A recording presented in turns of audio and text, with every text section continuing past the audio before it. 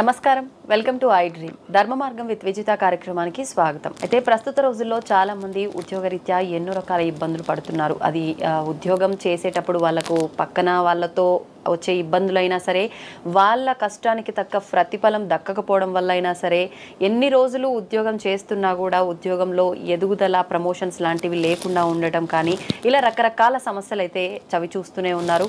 నిజంగా ఇలాంటి సమస్యలన్నిటికీ పరిష్కారం దొరకాలి అని అంటే లలితా సహస్రనామాల్లోంచి ఒక మంచి నామం అయితే ఉంది.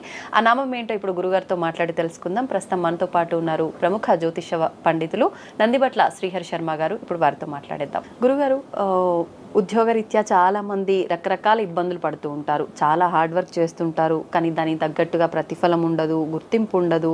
అదే రకంగా అంటే ఎటువంటి ప్రమోషన్స్ లేకుండా అక్కడే ఆగిపోతూ ఉంటారు. రకరకాలుగా ఇబ్బంది ఫేస్ చేస్తూ ఉంటారు. అట్లానే దాన్ని వదులుకొని బయటికి రాలేరు. ఇంకోటి, మనం అన్న మాట ఏదైనా కరెక్ట్ మాట్లాడినా సరే ఎదుటి వారికి నచ్చకపోవడము, అది వారు తీసుకోలేకపోవడము, ఒకరి మాట ఒకరికి నచ్చకపోవడము, అది అంటే ఉద్యోగం చేసే దగ్గర అయినా అవ్వచ్చు, ఇంట్లో భార్యాభర్తల విషయమైనా అవ్వచ్చు, ఫ్రెండ్స్ విషయంలో ఎక్కడైనా సరే ఇలాంటి సమస్యలతో చాలామంది ఇబ్బంది పడుతూ ఉంటారు. అంటే దీనికి సంబంధించి లలితా సహస్రనామంలో ఎటువంటి నామం చేస్తే ఫలితం ఉంటుందంటారు? లలితా సహస్రనామం, ఈ లలితా సహస్రనామాలు అనేదానికంటే సహస్ర మూల మంత్రాలు అనడం చాలా గొప్ప విషయం అని చెప్పొచ్చమ్మా. ఎందుకంటే ఈ సృష్టిని పరిపాలించే సృష్టి స్థితి లయకారకాలైనటువంటి బ్రహ్మ విష్ణు మహేశ్వరులనే పరిపాలించే శక్తి కలిగినటువంటి దేవత ఈ అమ్మవారు. అంటే బ్రహ్మకంటూ కూడా ఒక కొంత నిర్దిష్ట ప్రమాణమైనటువంటి ఆయుష్ ఉంది. మనకు 120 సంవత్సరాలు ఎలాగో బ్రహ్మకి మించినటువంటి రెట్ల అనగా 100 రెట్ల ఫలితము విష్ణువు యొక్క ఆయుష్, 1000 రెట్ల ఫలితం విష్ణు ఆయుష్. ఆ విష్ణువుకి పొందినటువంటి ఆయుష్ కంటే కూడా 100 రెట్ల ఫలితము ఈశ్వరుడిది. అటువంటి ఈశ్వరుని కంటే మించినటువంటి ఆయుష్ అమ్మవారు. అంటే ఈ అమ్మవారికి జరామరణములు లేని స్థితి.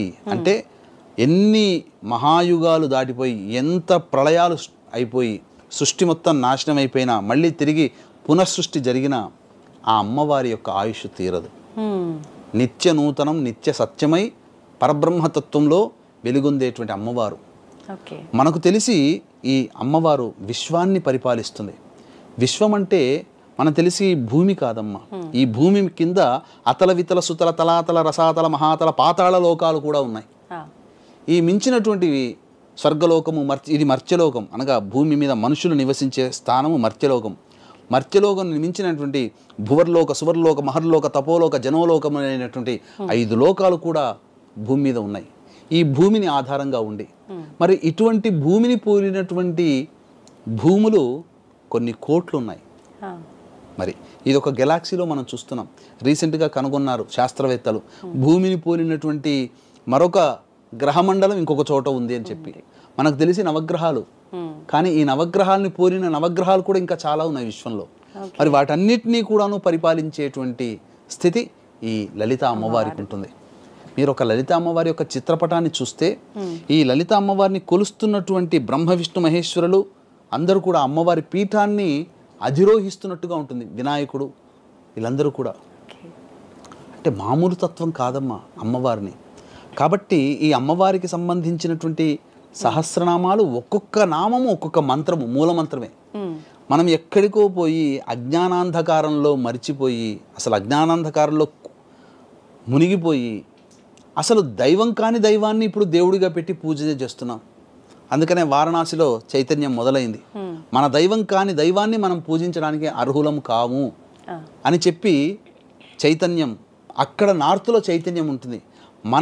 అందుకనే మనం ఎవరని తెలుసా అమ్మ, ఈ ఆంధ్ర అనగా ఈ దక్షిణాది ప్రాంతంలో ఉన్న వాళ్ళందరం ఎక్కడ యుద్ధం చేసామో తెలుసా? కౌరవుల పక్షాన యుద్ధం చేశాం. అవునా? అంటే అధర్మానికి మనం చేసాం. అందుకనే ఏది ధర్మమో అది మనం ఆచరించము. మన ధర్మం కానీ పరాయి ధర్మాన్ని మనం ఆశ్రయిస్తున్నాం. ఆయనే దేవుడని భజనలో హారతులు ఇచ్చుకుంటూ కూర్చుంటాం. అసలు దైవ ఆరాధన ఎలా చేయాలో కూడా కొంతకాలానికి మర్చిపోతుందేమో ఈ సమాజం అనేంత భయం కూడా కలుగుతుంది. ఎందుకనంటే అసలు తత్వాన్ని ఆరాధన చేయట్లేదు. మన దగ్గర చైతన్యం తక్కువ. ఇప్పుడు మీరు గమనించి చూడండి, ఈ క్విట్ ఇండియా ఉద్యమం కావచ్చు, లేకపోతే స్వాతంత్ర సంగ్రామం కావచ్చు, వీటిలో ఎక్కువగా నార్త్ వాళ్ళే ప్యాట్రియాటిజం అంటే దేశభక్తి, దైవభక్తి పక్కకు పెట్టండి, దేశభక్తితో అక్కడ ఉన్న వాళ్ళు మాత్రమే ఎక్కువగా ప్రాణాలు కోల్పోయారు. మనకు స్వార్థం, మనకు ఒకటి గొప్పదిగా కలిగితేనే మనం చేస్తాం, ఎవరో పనులు అయితేనే మనం చేస్తున్నాం. అందుకనే స్వాతంత్ర సంగ్రామంలో చాలా తక్కువ మంది మన దగ్గర నుంచి, మన అసలు లేరు అని కాదు, ఉన్నారు కానీ చాలా తక్కువ. దేశభక్తి, దైవభక్తి ఇంకొక రూపంలో మనం కొలుస్తున్నాం. అసలు తత్వాన్ని, శివతత్వాన్ని, గురుతత్వాన్ని కూడా మలినం చేసేసాం మనం. గురువు కాని గురువుని గుగ్గురువుగా భావిస్తూ అసలు దత్తాత్రేయుని పక్కకు పెట్టి, అసలు దత్తాత్రేయ విగ్రహం ఇంతుంటుంది, గురువు కాని గుగ్గురు తత్వం మాత్రం 100 ఫీట్ల అడుగులు, ఒక 500 ఫీట్ల విగ్రహాలు, అసలు గురువే కాదు, కానీ ఆ తత్వాన్ని ఆపాదించుకున్నాయి. ఇదంతా ఎందుకు చెప్తున్నానంటేనమ్మా, అసలైన తత్వాన్ని వదిలిపెట్టి పనికిరాని తత్వాన్ని పట్టుకొని వేలాడుతున్నాం. అంటే ఎందుకనంటే ఈ అమ్మవారి నామాలు ఒక్కొక్కటి ఒక్కొక్క మంత్రంతో సమానం. ఈ అమ్మవారి యొక్క పాదధూళిని బొట్టుగా ధరించి బ్రహ్మ సృష్టికర్త అయ్యాడు, విష్ణువు పరిపాలకుడయ్యాడు, రుద్రుడు సంహారకుడయ్యాడు. ఈ అమ్మవారిని ఉపాసించినటువంటి సాక్షాత్తు విష్ణువే హయగ్రీవ అవతారము ఎత్తాడు అమ్మవారి నామాల కోసం. అగస్త్యుడు ఈనాటికి కూడా జీవించి ఉన్నాడు. అగస్త్య దంపతులు, లోపాముద్ర, అగస్త్యులు, వాళ్ళు అందిస్తేనే మనకి లలితా సహస్రనామాలు అనేటువంటివి వచ్చాయి.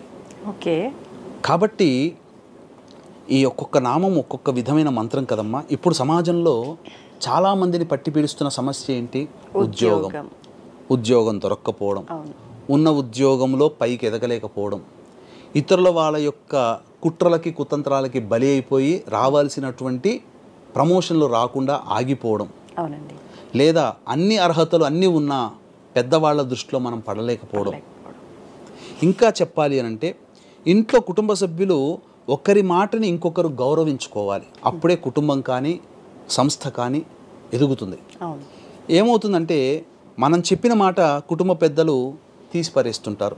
ఉదాహరణకి కోడలు పిల్లలు చెప్పిన మాట అత్తలు మామలు భర్త వినిపించుకోకపోవడం, పిల్లలు చెప్పిన మాటని అందులో మంచిని గ్రహించలేకపోవడం తల్లిదండ్రులు, లేదా తల్లిదండ్రుల మాటని పిల్లలు పట్టించుకోలేకపోవడం, అత్తమామల మాటల్ని కోడళ్ళు పట్టించుకోలేకపోవడం, ఇలాంటివి జరుగుతూ ఉంటుంటాయి సమాజంలో ప్రతి చోట. మరి వీటన్నిటికీ చెయ్యాలంటే ప్రార్థనా మందిరాలకు పోయి హారతులు ఇచ్చుకొని భజనలు చేసుకొని పోతే వస్తుందా? కాదు. ఒక దివ్యమైన నామం ఉంటుంది.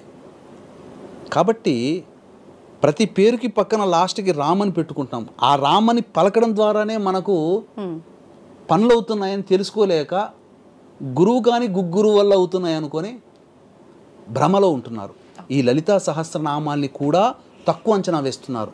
ప్రతి నామం ఒకటే. అందుకనే ఇప్పుడు చెప్పబోయేటువంటి నామాన్ని విధి విధానంగా ఎవరైతే జపిస్తారో వాళ్ళకి గొప్ప పదవి లభిస్తుంది, అలాగే ఉద్యోగం లభిస్తుంది. కుటుంబంలో అందరూ కూడా ఐకమత్యంతో ఒకరి మాటని ఒకరు గౌరవిస్తూ ఉంటుంటారు. ఎలా చేసుకోవాలి అనేటువంటి విధానం కనుక పరిశీలన చేసినట్లయితే వీక్షించేటువంటి ప్రేక్షకులు కూడా మీ జాతకరీత్యా, మీ కుటుంబ సభ్యుల జాతకరీత్యా సమస్యలు అంటే విద్య, వివాహ, ఉద్యోగ, దాంపత్య, సంతాన, అనారోగ్య సమస్యల నివారణ కోసం అతి సామాన్య మానవుడు కూడా పాల్గొనే విధంగా ఒక కార్యక్రమం అనేటువంటిది 1 సంవత్సరం పాటు నిర్వహించడం జరుగుతుంది. ప్రతి నెల ఒక్కొక్క పుణ్యక్షేత్రంలో సర్వదోష నివారణ హోమాది కార్యక్రమాలు చేయించడం జరుగుతుంది. అవకాశం ఉన్న వాళ్ళు ఈ వివరాల గురించి కార్యక్రమ తదనంతరం కాంటాక్ట్ చేసి పూర్తి వివరాలు తెలుసుకోవచ్చు. ఎలాంటిగా నామాన్ని మనం ఉచ్చరించాలి, జపం చేయాలి అని అంటే ఓం ఐం హ్రీం శ్రీం శ్రీ మహారాజ్ఞై నమః అనే నామాన్ని 108 రోజులు కానీ 54 రోజులు కానీ జపం చేయాలి. ఈ జపం అనేటువంటిది ఉదయం 8-9 లోపల పూర్తి చేసుకోవచ్చు. నియమం అంటే ఇది నియమం. శాకాహారాన్ని 108 రోజులు 54 రోజులు 108 సార్లు 1008 సార్లు 108 రోజులు ప్రతిరోజు చేస్తే మహాపదవి లభిస్తుంది. అమ్మవారి అనుగ్రహంతో నాకు రిటైర్మెంట్ ఇక 2-3 సంవత్సరాల్లో ఉందండి, కానీ నేను ఆ సూపరింటెండెంట్ లేదా డైరెక్టర్ పోస్ట్లో రిటైర్ అవ్వాల్సింది అని బాధపడి పొందలేకపోతామనే ఉద్యోగులు కానీ లేదా ప్రైవేట్లో సంస్థలు పనిచేస్తుంటారు, గొప్ప నాలెడ్జ్ ఉంటుంది, అర్హతలు ఉంటాయి, కానీ నాకు అది లభించలేకపోతుందేమో అని భయపడేటువంటి వాళ్ళు ఈ యొక్క నామాన్ని రోజుకి 1008 సార్లు, ఎంతసేపు అమ్మా 1008 సార్లు, పట్టుమని ఒక 25 నిమిషాలు పెట్టుకుంటే 1008 సార్లు అయిపోతుంది. అంతేనా? అంతే. ఓం ఐం హ్రీం శ్రీం శ్రీమాత్రే నమః, నిమిషానికి ఒకటి. ఇప్పుడు ఇవి బీజాక్షరాల జత చేసేది. ఈ బీజ ఓం ఐం హ్రీం శ్రీం అనేటువంటిది ప్రతిదానికి జత చేసుకోవాలి ఫలితం. ఎందుకనంటే ఐం బీజం వాక్శక్తికి, హ్రీం బీజం మన యొక్క మేధస్సుకి, మనం చేసే పనులలో ఏకాగ్రత నుంచి పనులలో మనకు పరిపూర్ణత, చేసే పని పరిపూర్ణతనిస్తుంది. శ్రీం బీజాక్షరం సంపదనిస్తుంది. కాబట్టి ఈ 3 నామాలు అమ్మవారి స్వరూపమే. ఈ 3 బీజాక్షరాన్ని జత చేసి ఓం ఐం హ్రీం శ్రీం శ్రీ మహారాజ్ఞై నమః అనే నామాన్ని ఒక 108 రోజులు కానీ 54 రోజులు కానీ ప్రతిరోజు 1008 సార్లు ఉదయం 9 లోపలైనా లేదా సూర్యాస్తమయం అయిన తర్వాతనైనా కానీ చేయవచ్చు. అంటే అమ్మవారికి సంబంధించిన ఈ సూర్య అస్తమయం తర్వాత చేస్తే ఎక్కువ ఫలితం. అవునమ్మా, అమ్మవారికి సూర్యాస్తమయం తర్వాత అమ్మవారు చాలా సంతోషంగా ఉంటుంది. ఈ విధంగా చేస్తుండాలి. ఇక రెండవదైనటువంటిది మనము చెప్పుకున్న కుటుంబ సభ్యుల ఐకమత్యం. ప్రతిరోజు ఏదో ఒక సమయంలో 27 సార్లు అనుకుంటూ ఉండి 1 సంవత్సరం పాటు నా మీద నమ్మకంతో ఈ నామాన్ని ఉచ్చరించి పఠించండి. అసలు 3 నెలలు తిరగకుండానే మీ కుటుంబ సభ్యులందరూ ఐక్యమైపోతారు. పొరపచ్చాలు తొలగిపోతాయి, భాగస్వాముల ఉద్యోగస్తుల మధ్య పొరపచ్చాలు తొలగిపోతాయి. ఏదో ఒక సమయం దొరుకుతుంది కదమ్మా, కాన్సన్ట్రేషన్గా ఒక 27 సార్లు చేస్తే చాలు.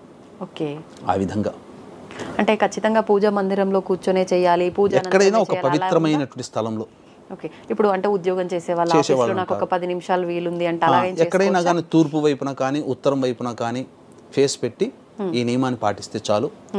ఈ చేస్తున్నటువంటి సందర్భంలో శుక్రవారం నాడు, ఆదివారం నాడు మాంసాహారము దాంపత్యం లేకుండా ఉంటే చాలు. నైవేద్యం ఏమిటి పెట్టాలి? అటుకులు, పుట్నాలు లేదా పల్లీలు, బెల్లం ముక్క, ఈ 3 పెట్టాలి. ఓకే, అంటే వీటిలో ఏదైనా 3 కలిపి పెడితే చాలా మంచిది. అటుకులు, పుట్నాలు, పల్లీలు, బెల్లం. ఓకే, అయితే ఇప్పుడు చాలా మంది అంటే చాలా గంటలు జర్నీ చేసి ఉద్యోగంకి వెళ్ళే వాళ్ళు కూడా ఉంటారు. అలా జర్నీ సమయంలో కూడా చేసుకోవచ్చు. ఓకే, తప్పేమీ లేదమ్మా. ఇది చేసేటప్పుడు పాదాలకి చెప్పులు లేకుండా, బూట్లు లేకుండా చూసుకుంటే చాలు. ఓకే, ఇప్పుడు ఇవి నామాలు చేసేటప్పుడు ప్రతిరోజు చేయాలన్నారు కాబట్టి ఖచ్చితంగా తలస్నానం చేయాలి? అట్లేం లేదు, ఏం లేదు. తలస్నానం ప్రతిరోజు చేయాల్సింది ఏం లేదు. శుక్రవారం నాడు ఎలాగో చేస్తారు ఆడవాళ్ళు, అలాగే ఆది సోమవారాల్లో చేసుకుంటే చాలు. అసలు స్త్రీలకి ప్రతిరోజు స్నానం చెప్పబడలే, మగవాళ్ళు అయితే ప్రతిరోజు చేయాలి. స్త్రీలకి దాంపత్యంలో ఉన్న మంచం దిగడంతోనే వాళ్ళకి పవిత్రత వస్తుంది. వాళ్ళు నెత్తి మీద నీళ్లు చల్లుకుంటే తల స్నానం చేసినటువంటి పుణ్య ఫలితం వస్తుంది. అది నిజంగా నామం యొక్క విశిష్టతని, ఆ నామం చేయడం వల్ల కలిగే ఫలితాన్ని ఇప్పుడు చాలా మందికి చాలా అవసరం కూడా ఈ నామం అనేది. అంటే ప్రతి ఒక్కరు కూడా ఉద్యోగరీత్యా చాలా బాధపడుతున్నారు, చాలా సమస్యలు, ఉద్యోగం రాక ఇబ్బంది పడుతాం. ఉద్యోగం రావాలి అని అంటే ఒక్క 27 రోజుల పాటైనా కానీ ఓం ఐం హ్రీం శ్రీం శ్రీ మహారాజ్ఞే నమః అని చేస్తే చాలు. ధన్యవాదాలండి. సర్వం శ్రీ ఉమామహేశ్వర పరబ్రహ్మార్పణమస్తు.